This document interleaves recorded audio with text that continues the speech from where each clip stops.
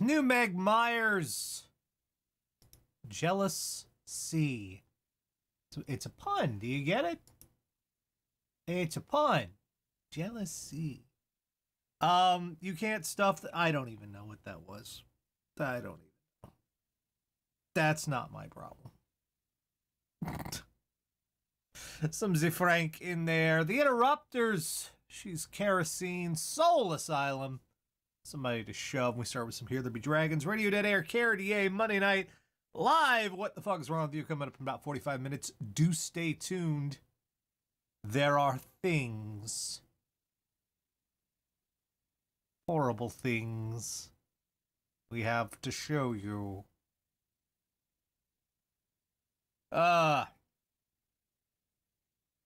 So let's talk She-Ra.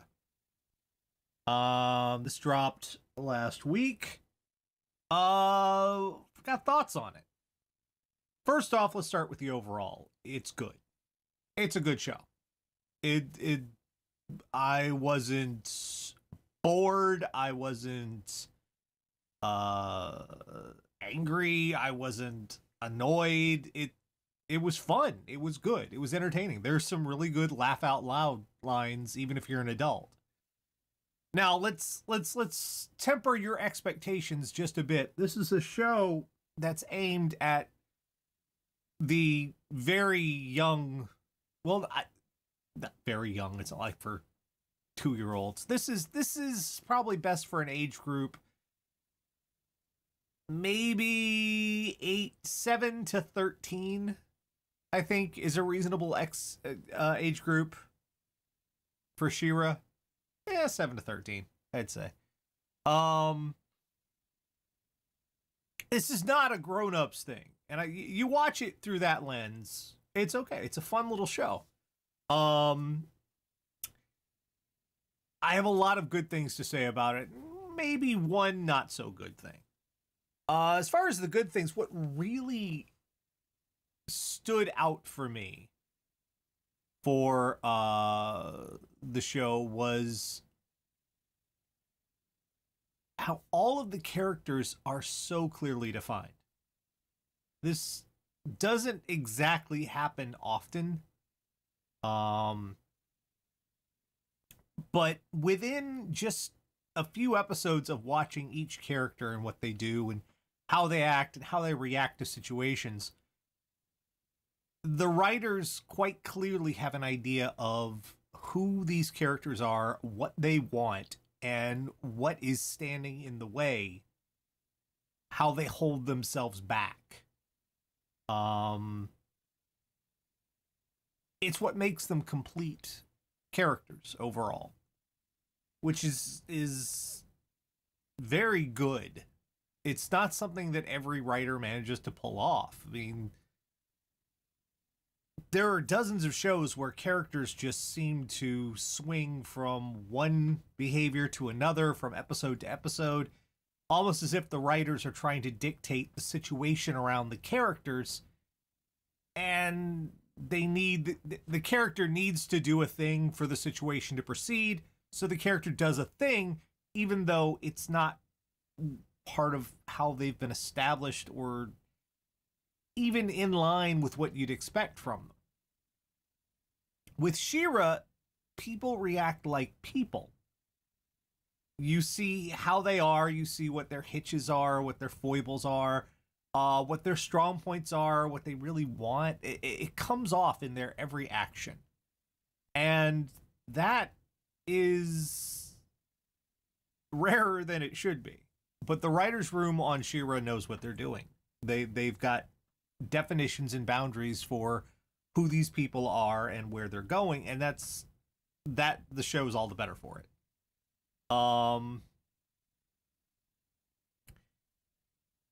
It's the artwork's fine. It's great. It's obviously a little bit of a nudge toward Avatar, which is not bad because a lot of the people from Avatar apparently work on She-Ra. And Avatar was a perfectly fine design. This is a good design too. I like everything about it. I didn't have anything that made me go, "Gah!" No, everything was fine. Well, one thing that made me go, "Gah!" I do have to show this to you because I have no idea what the fuck happened here. I have no idea who in the design department went through this and said yes, because they should not have said yes. They very much should not have said yes. Okay, back on the old She-Ra from days of yore, from the annals of history, there was a character called Imp. And this is the dude, such as he is. He is a little blue flying horde hoglet. Make of that what you will. That is Imp from the old series, and he snorts and he's comic relief and not a lot of depth to him, but you know he's a part of the old show, you know, nostalgia bait. They decided to update this character.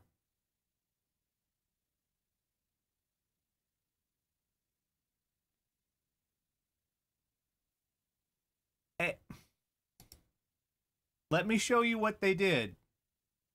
And they should apologize. This is the updated, Imp. It's a baby. The updated version of Imp is a little...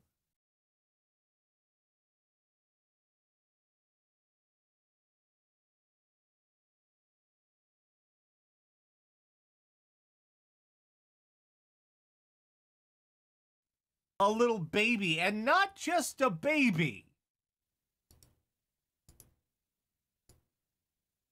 It's a baby Hordak that sits in his lap and he pets it like a cat. So it's a little creepy flying baby with bedroom eyes. This is the only design choice, the only one in all of the show that I have issue with, because this little motherfucker just creeped me out. I don't quite get what the idea here was, but yeah, that's a little messed up, man. That, okay. Yeah, we're gonna do this. It's a little bit creepy. In terms of the show itself, if you're an adult, there may be one issue with it, and it's kind of an issue with a lot of streaming television and television in general. It's you gotta stick with it syndrome.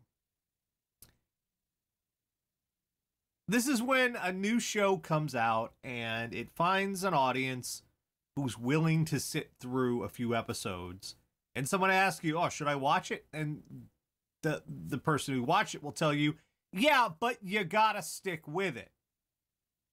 And what that translates to is that means the first 4 to, you know, a bunch of episodes in that first season are not quite gelled together yet.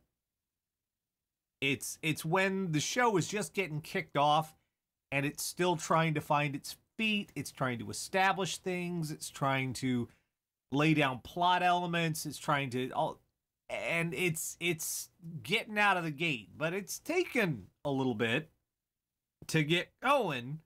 Maybe it hasn't had its coffee yet. There are a lot of shows, like think how many shows people recommend to you. They're like, "Oh, you should watch this, but you gotta stick with it." And the reason is, by the time those first few episodes have passed, it picks up and gets going. And everything has come together. It knows what the stakes are. It's established its characters. It knows, you know, all this other stuff. And that's a little bit of a problem here. I'd say the first 5 episodes, while they're good, and they're fun, and I don't really have much problem with them. The show still doesn't quite know what it's doing yet. But then you had episode 6, and bam, everything just seems to come together. And from there on out, it's like, okay, now we got it. We're good to go. Let's go. Woom. We know we're, boom, we're at this. We got it. Wow.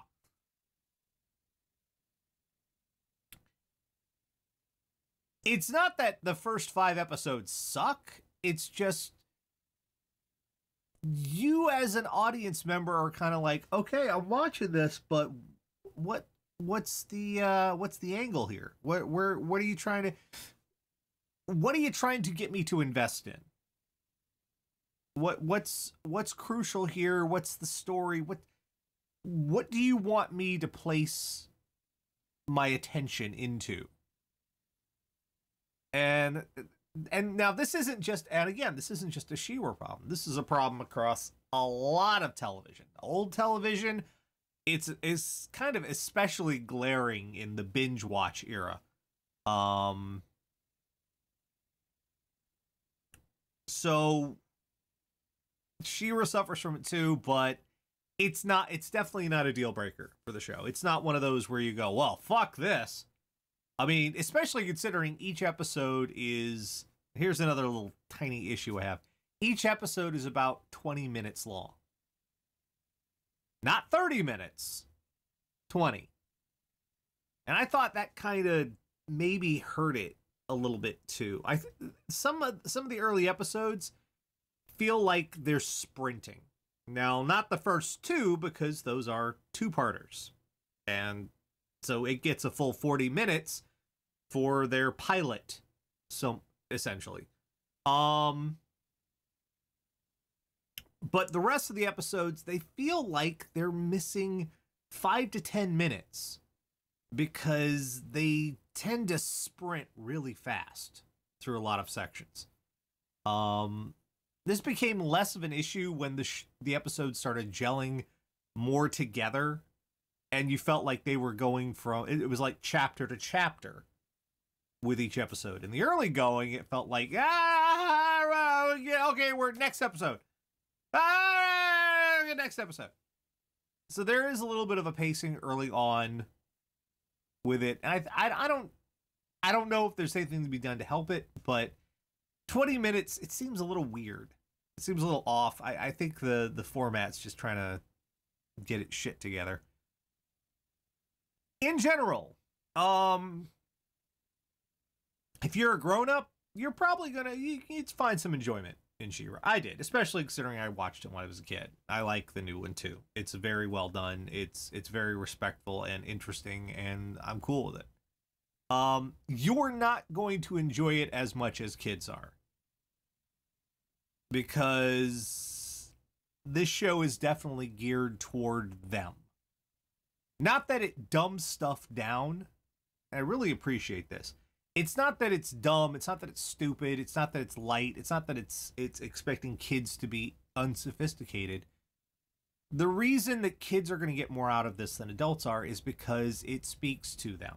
It speaks to who they are and what problems they're having and what things are going on in that age bracket. It's very much making an attempt to say, hi, we're going through that too. Yeah, it's okay. You're normal. It's cool. This happens to everybody. Look, see?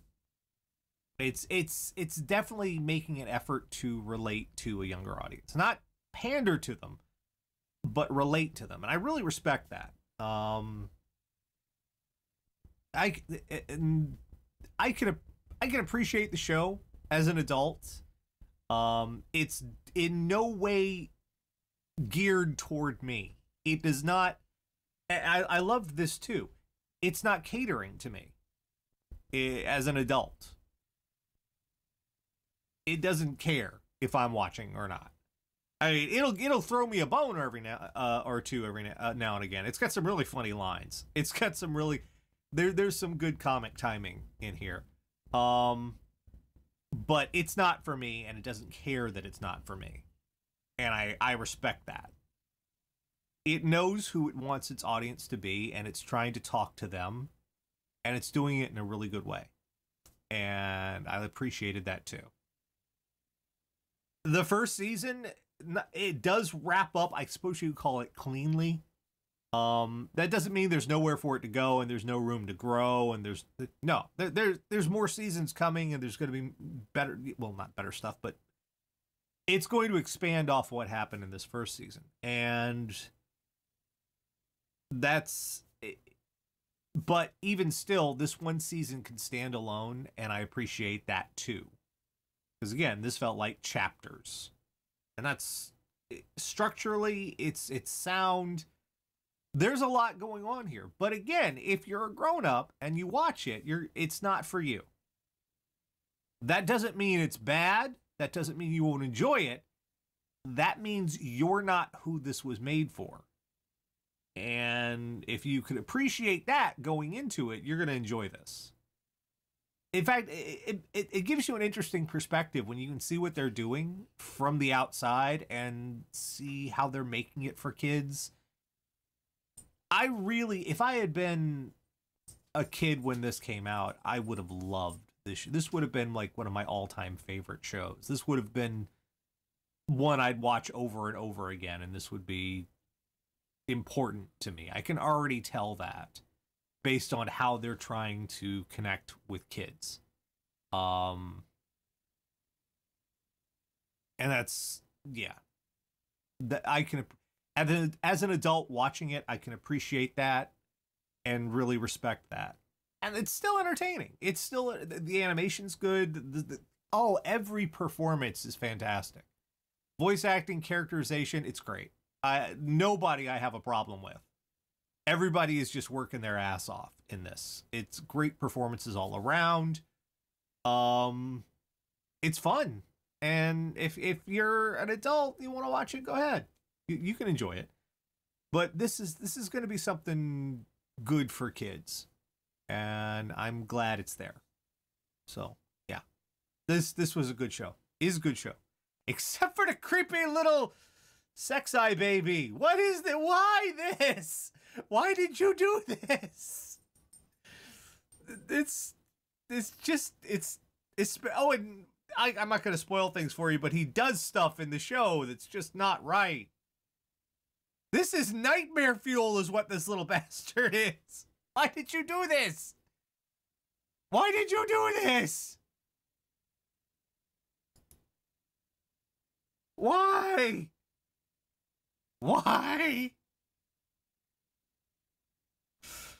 All right, lots more to come. Live What the Fuck is Wrong with You in about 30 minutes. Let's see what we're going to do next. Taking requests, as always. Requests at radiodeadair.com. Send me that email.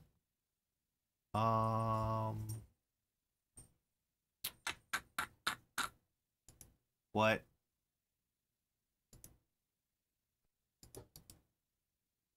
Okay, this looks interesting.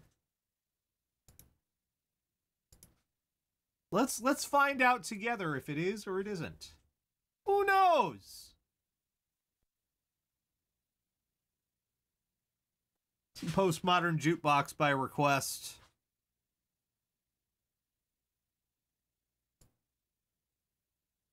Radio Dead Air.